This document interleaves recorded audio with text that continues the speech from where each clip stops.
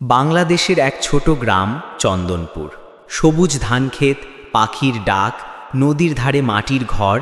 এই শান্ত গ্রামের মানুষরা একে অপরকে পরিবারের মতোই ভালোবাসত। কিন্তু গ্রামের এক মানুষ ছিল সবার থেকে আলাদা।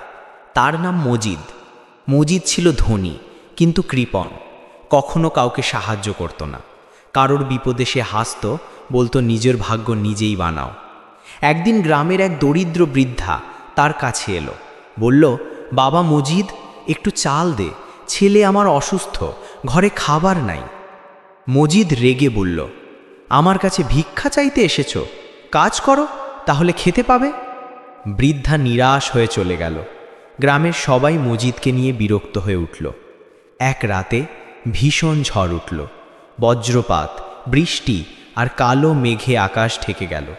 মজিদের ঘর বড় হলেও হঠাৎ বজ্রপাতে ঘরের একদিক ভেঙে পড়ল। সে ভয় পেয়ে বাইরে বেরিয়ে এলো। তখন বুঝল ঝড়ে তার ধানক্ষেত পানিতে ডুবে গেছে।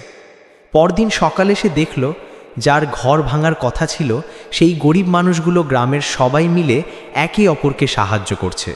কেউ কারোর ঘর বানাচ্ছে, কেউ ভাঙা বেড়া মেরামত করছে, কিন্তু কেউই মজিদের কাছে যায়নি। মজিদ প্রথমবারের মতো একাকিত্ব অনুভব করল। নিজের লোভ আর গর্ব তাকে মানুষ থেকে আলাদা করে ফেলেছে, এটা সে বুঝল। সেই দিন বিকেলে মজিদ এক লজ্জিত মুখে গ্রামবাসীর কাছে গেল। বলল, আমি ভুল করেছি ভাইরা, আজ থেকে আমি তোমাদের সঙ্গে থাকব, সাহায্য করব।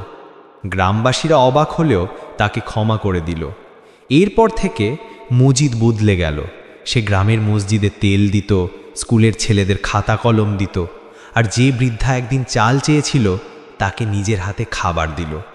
বছর ঘুরে গেল। চন্দনপুরে এখন সবাই মজিদকে মজিদ চাচা বলে ডাকে।